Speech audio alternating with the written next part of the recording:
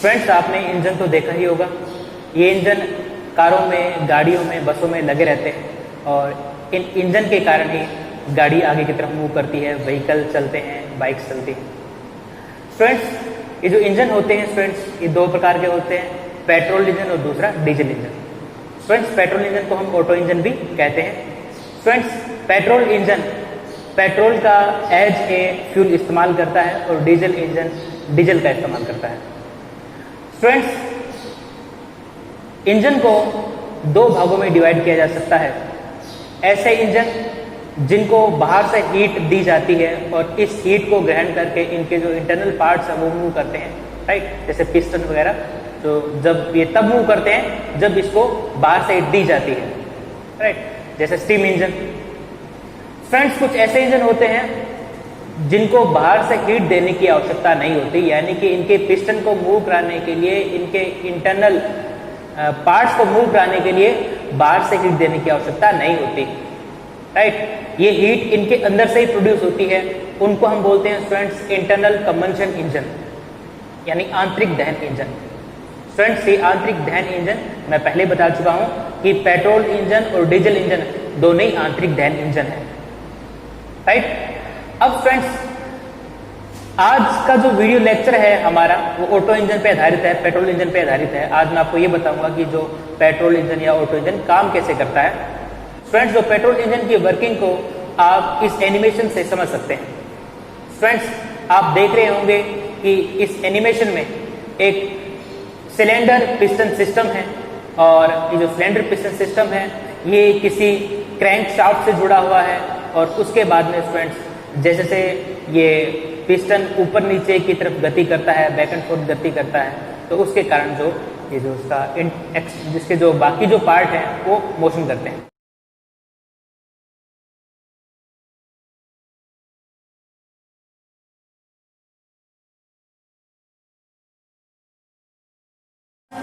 इस इंजन में एक सिलेंडर होता है और इस सिलेंडर में एक पिस्टन होता है, राइट। फ्रेंड्स, आपने होली के टाइम पिचकारियों का खूब यूज किया होगा, तो फ्रेंड्स जो पिचकारी होती है वो भी एक प्रकार का पिस्टन सिलेंडर सिस्टम ही होता है, राइट। फ्रेंड्स, जब आप पिचकारी के पीछे वाले हिस्से को खींचते हो तो आप पिस्टन को बाहर की तरफ धकेलते हो, राइट, और जब आप पीछे वाले हिस्से को अंदर की तरफ धकेलते हो तो आप पिस्टन को अंदर की तरफ धकेलते हो, राइट। फ्रेंड्स, ये होली के टाइम आपने पिचकारी में रंग भरते खूब किया होगा फ्रेंड्स, तो वही सेम सिस्टम है फ्रेंड्स ये भी, राइट। ये भी क्या है फ्रेंड्स, एक पिस्टन सिलेंडर सिस्टम है। अब फ्रेंड्स, ये जो पिस्टन सिलेंडर सिस्टम है ये एक कनेक्टिंग रोड की सहायता से क्रैंक शाफ्ट द्वारा जुड़ा रहता है। कनेक्टिंग रोड की सहायता से कनेक्टिंग रोड की सहायता से इसको बोलते हैं फ्रेंड्स कनेक्टिंग रोड की सहायता से क्रैंक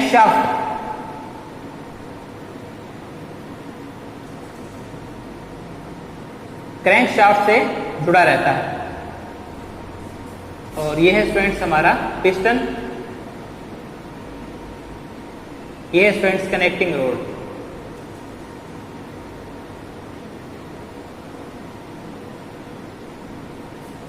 राइट फ्रेंड्स, इसके बाद में फ्रेंड्स इस सिलेंडर के ऊपरी हिस्से पर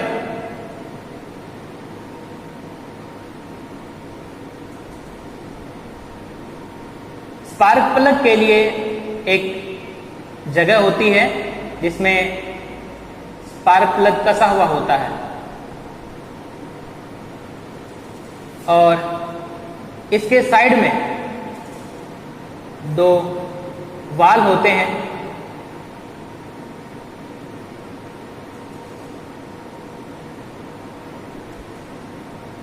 और ये जो वाल होते हैं फ्रेंड्स ये कैम शाफ्ट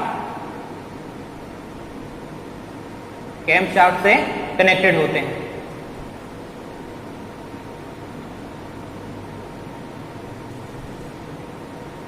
फ्रेंड्स वाल है हमारे और ये कैम शाफ्ट से कनेक्टेड है।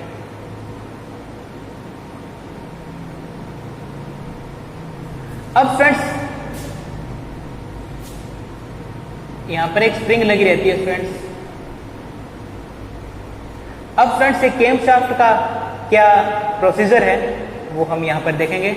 अब देखो फ्रेंड्स, ये कैमशाफ्ट जो होती है इस टाइप की होती है, राइट फ्रेंड्स, और यूं इस तरीके से मूव करती रहती है, राइट। और इसका जो मूवमेंट होता है वो इस पिस्टन के मूवमेंट पर डिपेंड करता है, राइट। तो कहने का मतलब ये है कि ये जो कैमशाफ्ट होती है ये इनडायरेक्टली इस पिस्टन से या इस क्रैंकशाफ्ट से जुड़ी हुई रहती है। जिस तरीके से जो क्रैंकशाफ्ट है वो घूमता है, उसी के अनुसार ये जो कैमशाफ्ट है वो भी रोटेट करती है। अब फ्रेंड्स, ये हमारा वॉल, राइट। इनमें फ्रेंड्स इन दोनों वॉल में से एक वॉल को हम बोलते हैं इनलेट वॉल, और जो दूसरा वॉल है उसको हम बोलते हैं फ्रेंड्स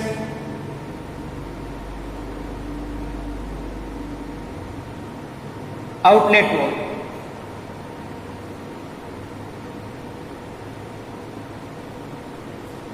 राइट फ्रेंड्स, अब देखो ये कैमशाफ्ट कैसे काम करती है और कैमशाफ्ट किस तरीके से इस वाल को ओपन क्लोज करती है वो भी हम देखते हैं फ्रेंड्स। अब देखो ये हमारी कैमशाफ्ट और ये इसमें लगा हुआ स्प्रिंग।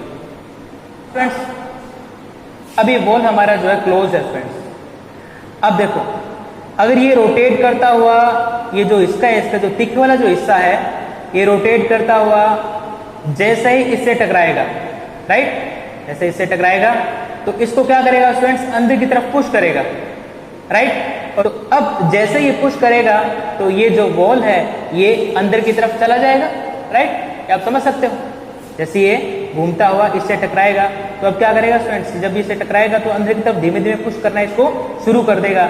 जैसे ही ये पुश होता है ये वाल यहाँ से खुल जाएगा, राइट। और उसके बाद में फ्रेंड्स ये ऊपर में फ्रेंड्स इसके क्या होता है, ये जो वॉल होता है इसके इस तरफ और इसके इस तरफ,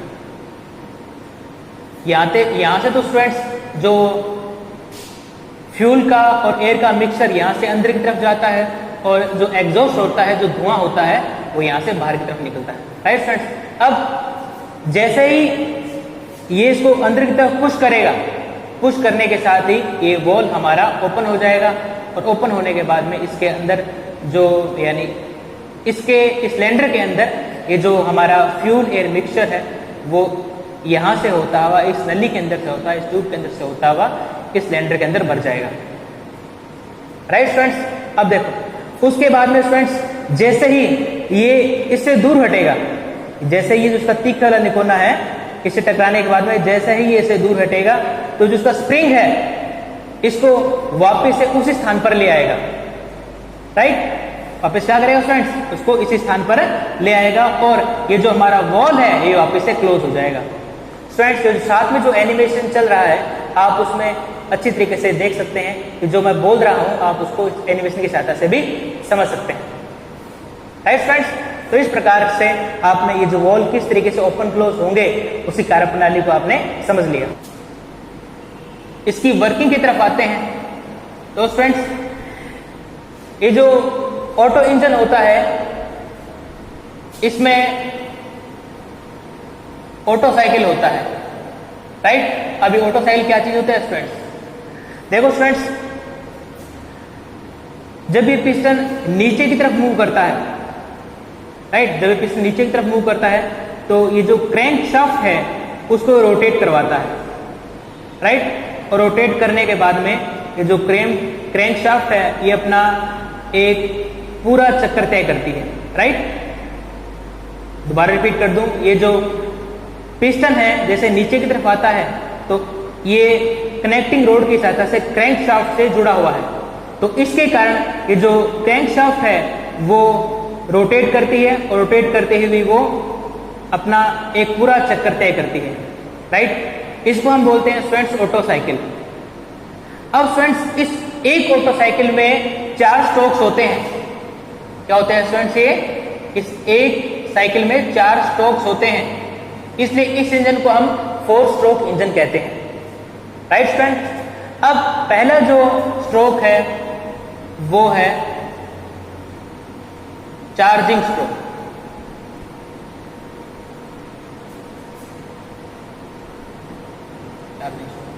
फ्रेंड्स, इस पूरी प्रक्रिया में जो इसके अंदर भरी हुई जो मिक्सचर है, जो एयर का और फ्यूल का जो मिक्सचर है, उसके दाब और आयतन पर क्या प्रभाव पड़ रहा है, उसको मैं साथ ही साथ ड्रॉ करता रहूंगा यहां पर। ठीक, और जो एनिमेशन चल रहा है स्टूडेंट्स व्हाइट बोर्ड पर, वो आप थोड़ा ध्यान से देखते रहें। सेम वही का वही प्रक्रिया मैं अपना रहा हूं यहां पर। अब देखो, मैंने आपको बताया कि जो कैम शाफ्ट की जो मूवमेंट होगी वो इस पिस्टन की मूवमेंट पर डिपेंड करेगी। राइट, अब फ्रेंड्स चार्जिंग स्ट्रोक में क्या होता है कि जो हमारा इनलेट वॉल्व है वो खुल जाता है। और कैसे खुलता है स्टूडेंट्स, ये जो कैम शाफ्ट है, कैम शाफ्ट यहां लिख देता हूं फ्रेंड्स, कैम शाफ्ट, ये जो कैम शाफ्ट है उसकी पोजीशन, उसकी जो तीखे वाला हिस्सा है उसकी पोजीशन यहां पर होती है। राइट, और इस कारण जो तीखे वाला हिस्सा है इस कैम शाफ्ट को, इस वॉल को अंदर की तरफ पुश करता है और इसको ओपन कर देता है। अब फ्रेंड्स उस केस में जब ये ओपन हो जाता है, ठीक उसी समय ये जो पिस्टन है वो नीचे की तरफ गति करता है। राइट, यानी इसमें दो काम एक साथ हो रहे हैं। क्या? पहला कि ये जो कैम शाफ्ट है ये इस तरीके से पोजीशन में है, पोजीशन है या इस तरीके से है कि इसने इस वॉल को ओपन कर दिया। राइट, इसने क्या किया, इस तो इनलेट वॉल है, इसको हम बोलते हैं स्टूडेंट्स वॉल्व गाइड। क्या बोलते हैं इसको अपने? Valve guide. तो इसने क्या किया कि वॉल्व गाइड को नीचे की तरफ पुश किया और इसके कारण ये हमारा इनलेट वॉल ओपन हो गया। और दूसरा, ये जो हमारा पिस्टन है ये नीचे की तरफ मूव कर रहा है और इस कारण से इसके नीचे की तरफ मूव करने से क्या होगा स्टूडेंट्स, जो अंदर का जो प्रेशर है वो बाहर की तुलना में कम हो जाएगा। राइट, अंदर के जो प्रेशर होगा वो बाहर की तुलना में कम हो जाएगा, जिससे जो फ्यूल मतलब फ्यूल में कौन सा स्टूडेंट्स यहाँ पे पेट्रोल और एयर, इन दोनों का जो मिक्सचर होगा स्टूडेंट्स वो इस इनलेट वॉल के माध्यम से इस सिलेंडर में भरना शुरू हो जाएगा। राइट फ्रेंड्स, अब फ्रेंड्स चूंकि ये पिस्टन नीचे की तरफ जा रहा है इसलिए इस सिलेंडर का, यानी इस पिस्टन और इस ये जो हिस्सा है इसका आयतन लगातार बढ़ रहा है। राइट, आप ये कह सकते हो कि गैस के लिए आयतन लगातार बढ़ रहा है यदि पिस्टन नीचे की तरफ मूव करे तो।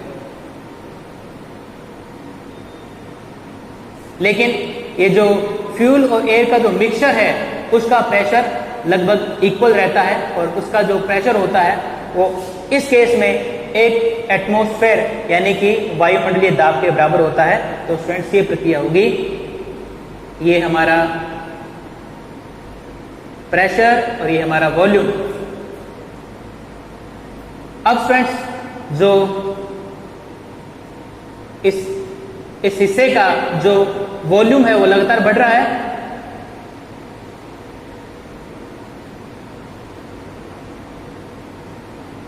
लेकिन जो प्रेशर है, किसका प्रेशर? फ्यूल और एयर यानी कि इस मिक्सचर का जो प्रेशर है वो वायुमंडलीय दाब यानी कि एक एटमॉस्फेयर के इक्वल है। राइट, इसलिए ये जो प्रक्रिया होगी एक आइसोबैरिक प्रोसेस होगी। राइट, इसको हम बोलते हैं स्टूडेंट्स चार्जिंग स्ट्रोक। इसकी क्या खास बात होती है स्टूडेंट्स कि जो इनलेट वॉल्व है वो ओपन होता है और दूसरा जो पिस्टन है ये नीचे की तरफ मूव करता है। दूसरा स्टूडेंट्स, दूसरा स्ट्रोक है वो है कंप्रेशन स्ट्रोक।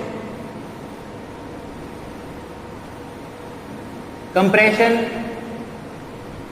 स्ट्रोक। अब स्टूडेंट्स ये कंप्रेशन स्ट्रोक क्या चीज है?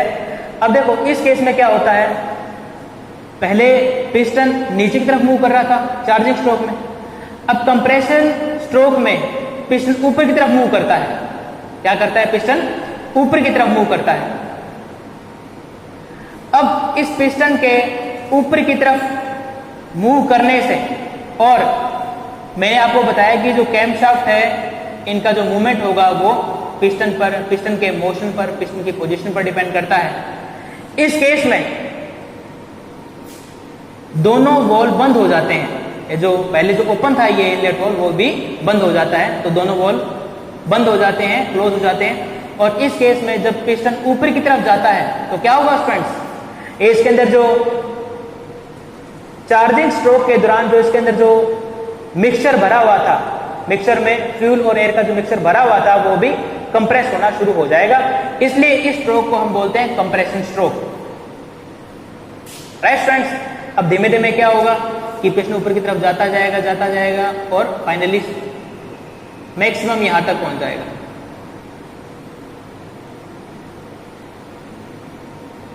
राइट फ्रेंड्स, अब होता क्या है फ्रेंड्स, ये जो प्रक्रिया है ये एक तीव्र गति की प्रक्रिया है, बहुत ही क्विक होती है, अचानक से ये प्रक्रिया होती है। इसलिए ये जो प्रक्रिया होती है एक प्रकार की एडियाबैटिक प्रोसेस है। अब स्टूडेंट्स चूंकि है तो इसके अंदर एयर ही स्टूडेंट्स, राइट। अब क्या हो रहा है, एक प्रकार से एयर अचानक से कंप्रेस हो रही है, राइट। और स्टूडेंट्स जब कोई प्रोसेस अचानक होती है तो एडियाबैटिक प्रोसेस होती है, यानी कि एयर एडियाबैटिकली कंप्रेस हो रही है, दोषम रूप से कंप्रेस हो रही है।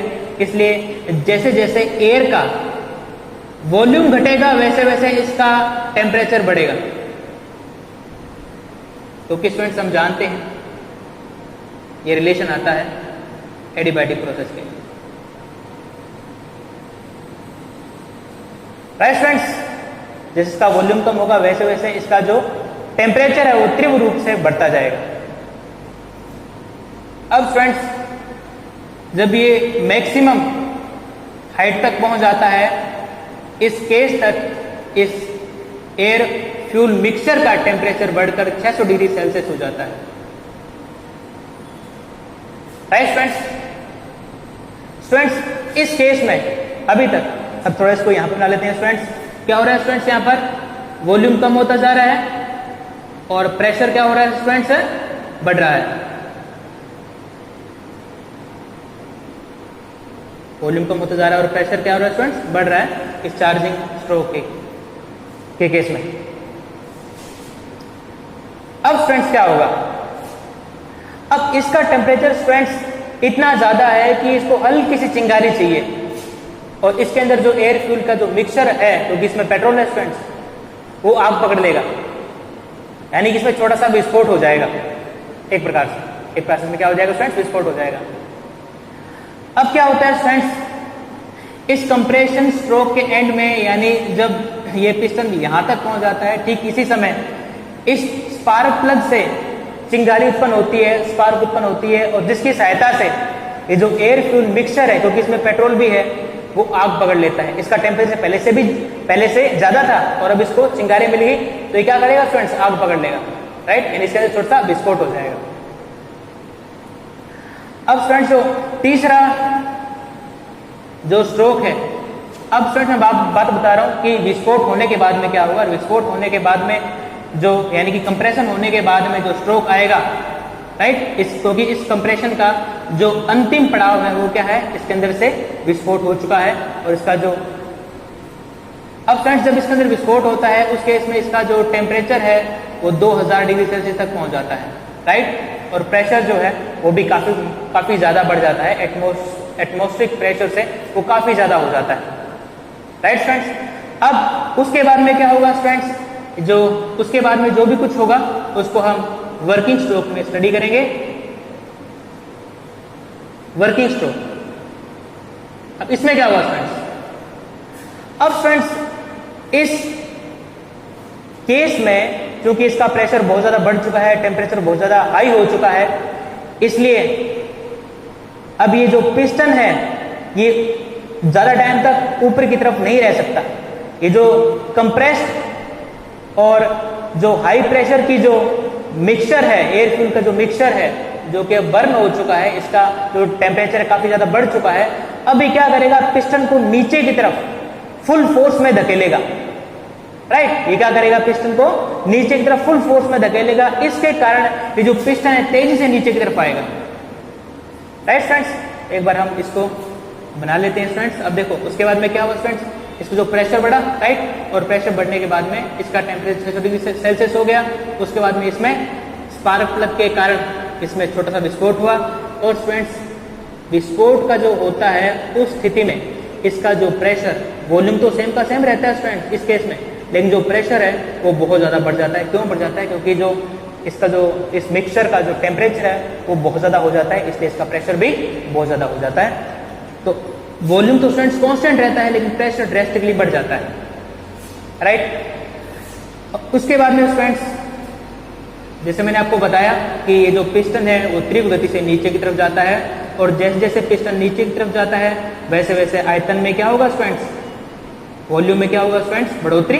राइट, बढ़ोतरी होगी, और जैसे जैसे वॉल्यूम में बढ़ोतरी होगी वैसे वैसे जो प्रेशर है वो लगातार कम होता जाएगा।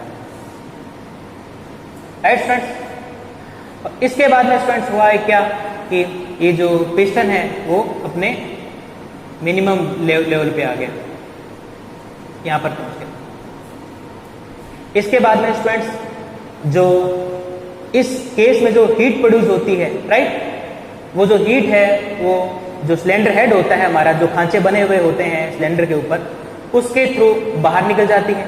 और बाहर निकलने के बाद में जो टेम्परेचर है, जो अंदर जो भरी हुई गैस का जो टेम्परेचर है वो धीमे धीमे कम हो जाता है, और कम होने के कारण इसका जो प्रेशर है, राइट, इसके अंदर जो गैस भरी हुई है, अभी पिस्टन चूंकि यहाँ पर है लेकिन इसके अंदर भी गैस भरी हुई है, और उसका जो हीट है वो बाहर डिसिपेट होने के कारण जो इसके अंदर जो गैस भरी हुई है, जो गैस भरी हुई है, जो इसके अंदर जो धुआं है, राइट, क्योंकि अब ये जो मिक्सचर था वो बर्न हो चुका है, इसके अंदर से इसका जो प्रेशर है वो अचानक से कम होता है, और इस तरीके से कम होता है कि जो वॉल्यूम है वो लगभग कांस्टेंट रहता है। राइट स्टूडेंट्स, तो वॉल्यूम क्या होता है स्टूडेंट्स, लगभग कांस्टेंट रहता है, लेकिन जो प्रेशर है वो अचानक से कम होता है, और कम होते हुए ये जो कंडीशन है वो 0.1 से लेकर जो हमारी प्रोसेस है 5 से 2, ये इसको रिप्रेजेंट करती है कि जो इसके अंदर जो गैस भरी हुई है, जो बर्न गैसेस हैं, राइट, क्योंकि इसमें जो फ्यूल और एयर का मिक्सचर है वो बर्न हो चुका है। अब उसके पीछे जो धुआं बचता है उसका जो प्रेशर है वो हीट डिसिपेट होने के कारण कम हो जाता है, इस तरीके से कम होता है कि उसका वॉल्यूम कांस्टेंट रहता है। इसके बाद में स्टूडेंट्स क्या होता है, इसके बाद में स्टूडेंट्स ये जो हमारा क्रैंकशाफ्ट है इसकी मूवमेंट के कारण ये जो हमारा पिस्टन है ये वापस ऊपर की तरफ गति करना शुरू कर देता है। राइट, अब स्टूडेंट्स जैसे ही ऊपर की तरफ गति करना शुरू करता है, तो मैंने जैसे आपको पहले बताया कि ये जो हमारे कैमशाफ्ट हैं इनका जो मूवमेंट होता है वो इस पिस्टन के मोशन पे डिपेंड करता है। तो इस मोशन के कारण इसकी जो सेटिंग होती है इन कैमशाफ्ट्स की मूवमेंट की इस तरीके से होती है कि इस केस में जब ये पिस्टन ऊपर की तरफ जा रहा होता है, राइट, ऊपर की तरफ जा रहा होता है, तो हमारा जो इनलेट होल है वो बंद रहता है, लेकिन जो आउटलेट होल है वो खुल जाता है। राइट, और इस आउटलेट होल के खुलने के कारण ये जैसे जैसे पिस्टन ऊपर की तरफ मूव करता रहता है वैसे वैसे इसके अंदर जो धुआं जो शेष बचा है, राइट, वो जो है इस आउटलेट, क्योंकि अब ये खुल चुका है, राइट स्टूडेंट्स, ये खुल चुका है, इसकी पोजीशन यहाँ पे आ गई, तो जो धुआं है वो इस आउटलेट वॉल के माध्यम से और बाहर वाले एग्जॉस्ट ट्यूब में चला जाता है। राइट स्टूडेंट्स, तो होता क्या है स्टूडेंट इस केस में, देखो ये जो पिस्टन है ये ऊपर की तरफ मूव कर रहा है, राइट, और इस केस में आउटलेट वॉल खुल चुका है, राइट, और इसके कारण ये जो वॉल्यूम है स्टूडेंट्स वो लगातार क्या हो रहा है, कम हो रहा है, और जो प्रेशर है स्टूडेंट्स वो 1 एटमॉस्फेयर ही रहता है, जो कि हमारे वायुमंडल का प्रेशर है, यानी कि ये जो गैस बाहर निकलती है उसका प्रेशर जो है 1 एटम के इक्वल रहता है, लेकिन जो वॉल्यूम है वो कॉन्स्टेंटली डिक्रीज होता रहता है। राइट, तो इस प्रकार से जो हमारा लास्ट जो स्ट्रोक होगा उसको हम बोलते हैं स्टूडेंट्स एग्जॉस्ट स्ट्रोक, नाम से स्पष्ट है। राइट स्टूडेंट्स, कि इस स्ट्रोक के अंदर क्या होगा स्टूडेंट्स की जो इसका जो धुआं होगा वो आउटलेट होल की आउटलेट वाल्व से बाहर निकल जाएगा और इस तरीके से बाहर निकलेगा कि इसका वॉल्यूम कम होता जाएगा, लेकिन जो इसका प्रेशर है वो एटम यानी कि 1 एटमॉस्फेयर के इक्वल ही रहता है। तो स्टूडेंट्स, इस कंडीशन को हम इस तरीके से डिनोट करेंगे, इस तरीके से निरूपित करेंगे कि जो प्रेशर है वो कांस्टेंट है, लेकिन जो वॉल्यूम है स्टूडेंट्स वो डिक्रीज हो रहा है। तो स्टूडेंट्स इसको मैं कर दूं 5, ये कर दें 2, राइट स्टूडेंट्स, ये 2 to 1, राइट स्टूडेंट्स। जो ये 2 से 1 ये जो प्रोसेस जा रहा है वो हमारे एग्जॉस्ट स्ट्रोक को शो करता है। तो फ्रेंड, इस प्रकार से इस एग्जॉस्ट स्ट्रोक में जो अंदर जो बर्न गैस है वो बाहर निकल जाती हैं और हमारा इस ऑटो इंजन का एक साइकिल कंप्लीट हो जाता है, राइट फ्रेंड। इस प्रकार से जैसे से हमारा पिस्टन मूव करता है, ठीक है, प्रत्येक चक्कर में ये जो 4 जो स्ट्रोक हैं ये संपन्न होते रहते हैं और ये प्रक्रिया लगातार चलती रहती है और हमारा जो क्रैंक शाफ्ट है वो रोटेट करता रहता है और इसके साथ साथ जो एक्सटर्नल गियर्स हैं, राइट, टायर्स हैं, वो भी मूव करते रहते हैं।